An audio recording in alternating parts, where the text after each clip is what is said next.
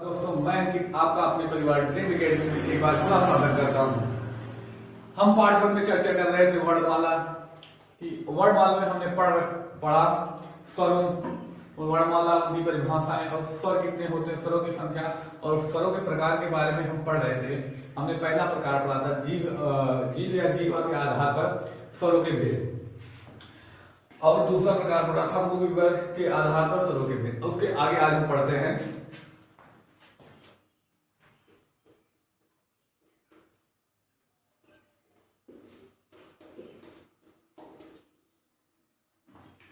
वर्णमाला का पार्ट 2 है। आइए पढ़ते हैं। व्युत्पत्ति,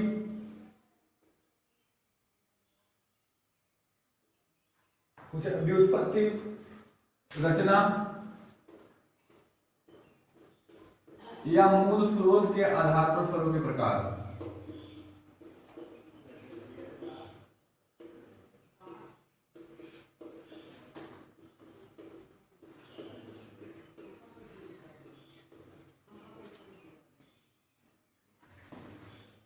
अगला प्रकार पढ़ रहे हैं, किस आधार पर? व्युत्पत्ति, रचना या मूल स्रोत के आधार पर स्वरों के प्रकार हम पढ़ रहे हैं। आगे बात करते हैं, ये कितने प्रकार के होते हैं? तो ये 2 प्रकार के होते हैं। कितने प्रकार के? तो 2 प्रकार के। अगर पूछा जाए व्युत्पत्ति, रचना, मूल स्रोत के आदि के आधार पर स्वरों के कितने भेद होते हैं? इनके आधार पर स्वरों के 2 भेद होते हैं। कौन कौन से? पहला मूल स्वर, दूसरा संधि स्वर। मूल स्वर और कौन से? संधि स्वर। मूल स्वरों की संख्या कितनी होती है? कौन कौन से होते हैं? तो आ, छोटी, छोटा ऊ, ऋषि। यानी मूल स्वरों की संख्या कितनी होती है? तो 4 होती है। आगे बात करेंगे संधि स्वर। संधि स्वर की संख्या कितनी होती है? स्वरों की संख्या टोटल कितनी होती है? 11। 4 मूल स्वर, शेष बचे संधि स्वर में आएंगे। कौन शेष है? आइए उनके बारे में पढ़ते हैं। बड़ा, बड़ी, बड़ाऊ, ए, ओ और आओ। किन किन के योग से बना है? इस पर किन किन योग के योग से बने हैं? तो इनमें आ और आ, यानी छोटे आ का मिश्रण है। यानी छोटे आ और छोटे आ को जोड़कर बड़ा आ बना। इसके बाद इसमें छोटी ई को जोड़कर बड़ी बना। इसमें छोटा ऊ जोड़कर बड़ा ऊ बना। अगर ई की बात की जाए तो आ, ई, ए किससे मिलकर बना? आ और ई से, और बड़ा ए किससे बना तो आ, उसके बाद ए से। ओ किससे मिलकर बना? बात करें तो आ और उससे। और किससे मिलकर बना? आ और ओ से।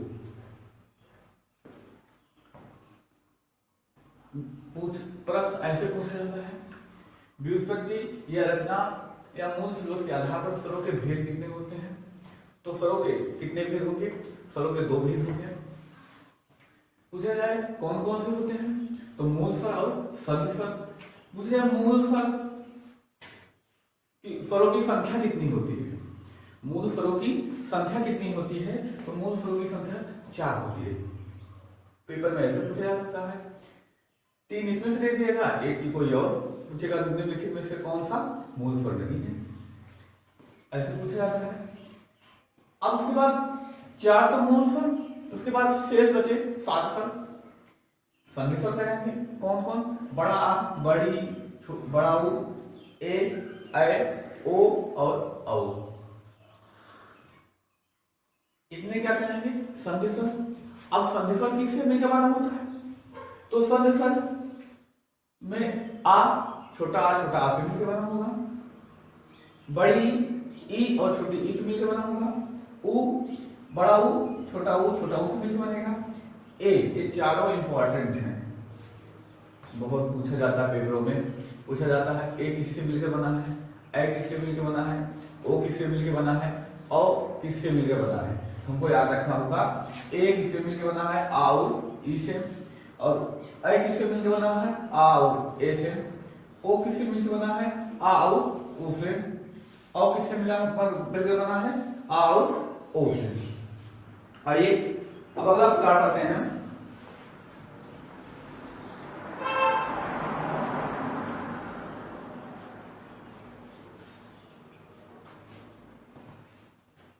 अगला प्रकार है उच्चारण के आधार पर स्वरों के भेद।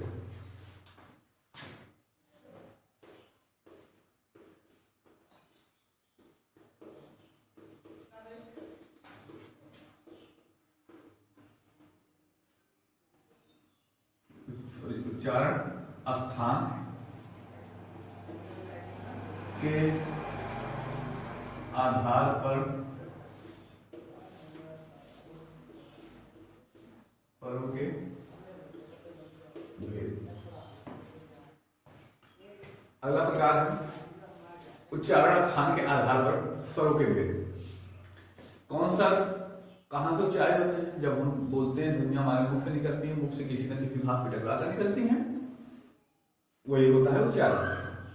किस स्थान पर उच्चारण स्थान है उसका, इस आधार पर स्वरों के भेद पढ़ते हैं। उच्चारण स्थान के आधार पर स्वरों के भेद। अगर उच्चारण स्थान के आधार पर स्वरों के भेद की बात की जाए तो कितने प्रकार के होंगे? 6 प्रकार। कितने प्रकार? 6 प्रकार। ये तो कब पूछा जाता है कि कितने प्रकार के होते हैं, ये पूछा जाता है इनका उच्चारण स्थान कहां से है। ये काफी इंपॉर्टेंट है, इसका उच्चारण स्थान कहां से होगा, इसका उच्चारण स्थान कहां से होगा। ये काफी बार पेपरों में पूछा जा चुका है और पूछा भी जाएगा। तो आइए इसकी चर्चा करते हैं। पहला स्वर, पहले 2 स्वर आ और आ, और इनका उच्चारण स्थान देखेंगे तो कहां से होगा? कंठ से। आ और आ कहां से? तो कंठ से। आ और आ का उच्चारण स्थान कहां से होगा? कंठ से। जब बोलते हैं आ कहां से? तो कंठ से।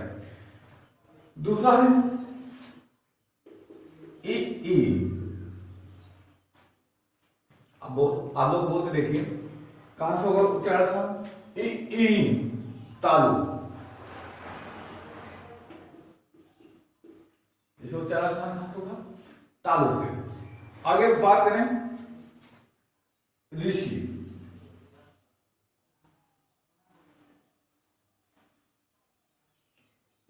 ओ की बात करें तो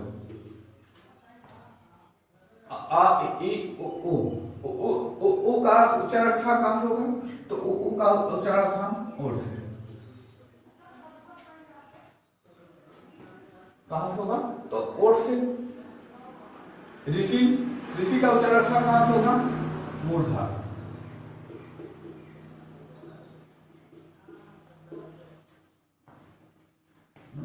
कहां से उच्चारण? आ का उच्चारण स्थान कंठ से, ई का उच्चारण स्थान तालु से, उ का उच्चारण स्थान ओर से, ऋषि का उच्चारण मूर्धा से। हमने कितने प्रकार पढ़े? 1 2 3 4। पांचवा पढ़ते हैं ए और ए का। ए और ए का थोड़ा यहां समझने वाली बात है। ए का उच्चारण ए के योग से मिलकर बना होता है, आ और ई से। आ का उच्चारण स्थान कंठ,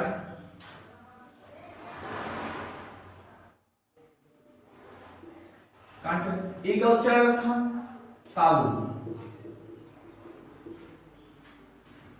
ए का उच्चारण स्थान एक इन शब्दों से मिलकर बना होता है, आ। ई से। आ का उच्चारण स्थान कहां से होता है? कंठ से। ई का उच्चारण स्थान तालु से। इन दोनों को मिलाकर क्या हो जाएगा? कंठ तालु। ए का उच्चारण स्थान कहां से होगा? कंठ तालु से। ए का उच्चारण स्थान देखते हैं, किससे मिलकर बना होता है? आ और ए से। आ और ए किससे मिलकर बना होता है? आ और ई से। इन दोनों का उच्चारण स्थान कहां से होगा? कंठ से। इनका उच्चारण स्थान ताल से। और इन दोनों को मिला देंगे क्या हो जाएगा? कंठ ताल। यानी इन दोनों का उच्चारण कहां से होगा? कंठ ताल से। कहां से होगा इन दोनों उच्चारण स्थान? तो कंठ ताल से। अगला क्या है? ओ और औ। इनके उच्चारण स्थान की बात करें,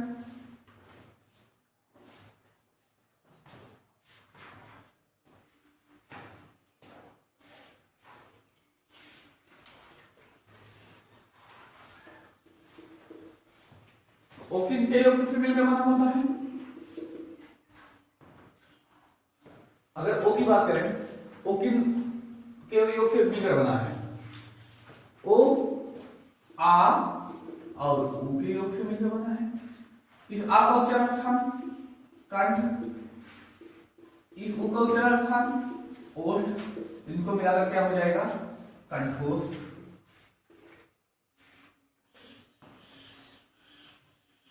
या औ की बात करें,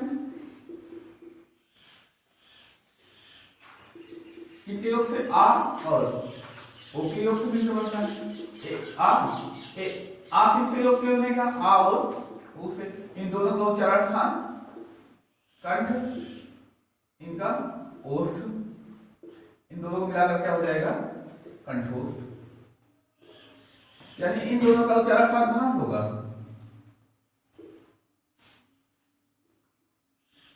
कंठोष्ठ। हमने पढ़ा उच्चारण के स्थान पर स्वर के भेद। उच्चारण के आधार के आधार पर स्वर के भेद कितने होते हैं? तो 6 होते हैं। 6 के बारे में हमने पढ़ लिया।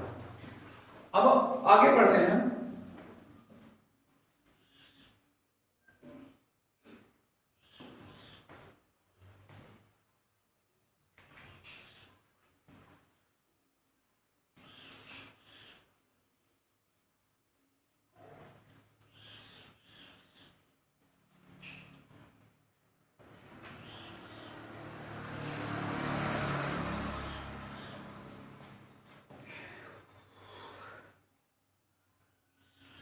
बात की जाए मात्रा के समय आधार पर या उच्चारण समय के आधार पर। बात की जाए मात्रा के आधार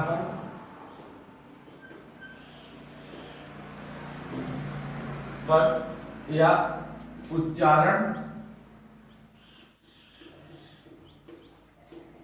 में लगने वाले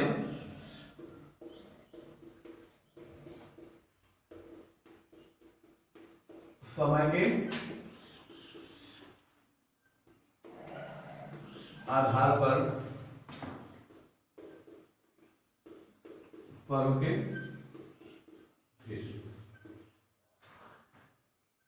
मात्रा के आधार पर या उच्चारण में लगने वाले समय के आधार पर स्वरों के भेद। कितने भेद होते हैं? 2 भेद। कितने भेद होंगे? तो 2 भेद होंगे। इनके बारे में बात करें तो पहला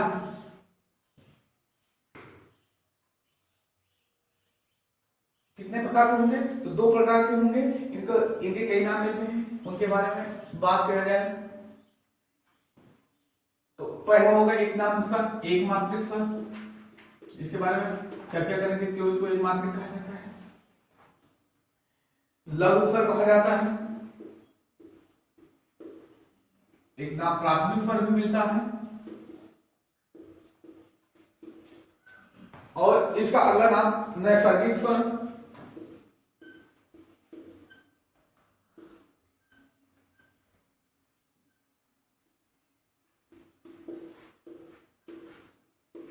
नैसर्गिक स्वर हरस्व स्वर या हरस्व या इनकी मूल स्वर भी कहते हैं। इनकी संख्या कितनी होती है? 4। कौन कौन सा? तो आ, छोटी, छोटा ऊ और ऋषि। एक मात्रिक स्वर क्योंकि इनकी एक मात्रा होती है, इनकी एक मात्रा होती है, लघु, यानी इनको छोटा कहा जाता है, इनको बोलने में बहुत कम समय लगता है। प्राथमिक स्वर किसे कहते हैं? एक निम्न स्तर का होता है, इसको प्राथमिक स्वर कहते हैं। इसको नैसर्गिक स्वर भी कहा जाता है, नैश स्वर भी कहा जाता है, ह्रस्व स्वर यानी छोटा स्वर, मूल स्वर भी की श्रेणी में इसको रखा जाता है। इनकी संख्या कितनी है? 4 स्वर, 4। अगला प्रकार की बात करें तो द्विमात्रिक स्वर।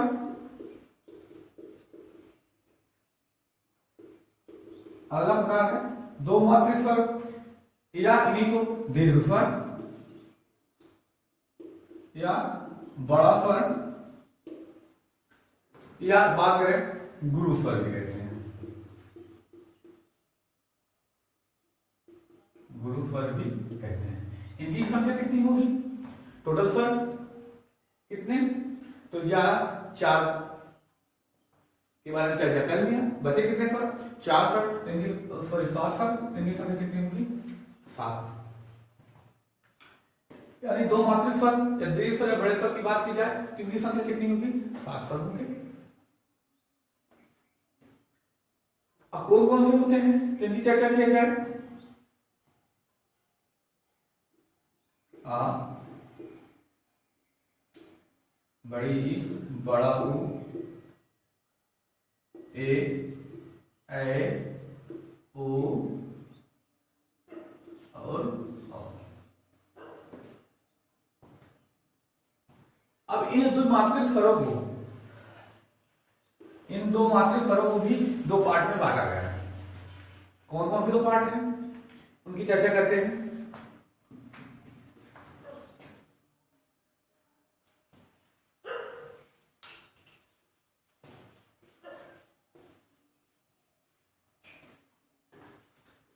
कौन कौन से? द्विमात्रिक स्वर या दीर्घ स्वर या बड़ा स्वर। इनको दो भागों में बांटा गया है। कौन कौन से? मूल दीर्घ स्वर, पहला भाग कौन सा है? मूल दीर्घ स्वर। अगला मिश्रित दीर्घ स्वर।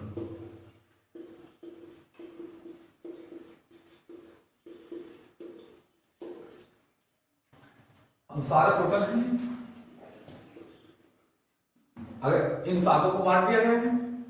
अब इन सातों में कितने प्रकार कौन से होते हैं? तो मूल दीर्घ स्वरों की संख्या कितनी होती है?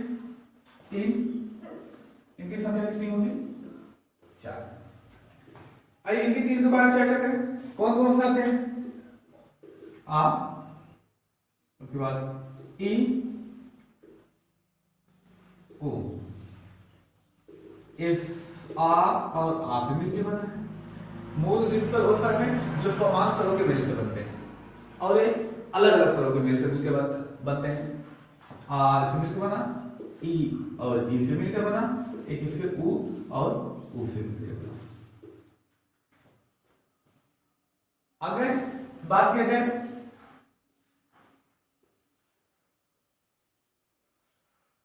कौन कौन से बचे? ए, ओ और आ। एक इससे मिलकर बना आ और ई से मिलकर बना, एक इससे मिलकर बना आ और ए से मिलकर बना, एक इससे मिलकर बना आ ऊ से मिलकर बना, एक मिलकर बना आ और ओ से मिलकर बना। देखिए इनका मेल किससे हो रहा है? अलग अलग तरह के स्वरों से मिलकर बन रहे हैं।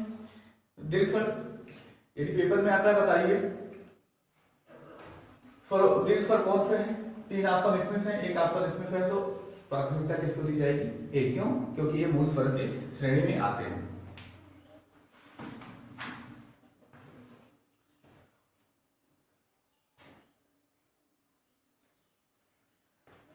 आगे बात करते हैं संस्कृत में एक कहीं कहीं पर एक तीसरे प्रकार का स्वर मिलता है जिसको हम प्लुत स्वर कहते हैं। कहीं कहीं पर हिंदी में भी इसका यूज हुआ है जिसे ओम, हालांकि ये हिंदी के पेपर में पूछा नहीं जाता, ये संस्कृत में प्रयोग इसका प्राय होता है। हमने आज बात की स्वरों के भेद के बारे में। आगे जो कुछ भी बचा हुआ है शेष हम इसकी चर्चा अगले पाठ्यक्रम में करेंगे। तब तक के लिए आपका धन्यवाद।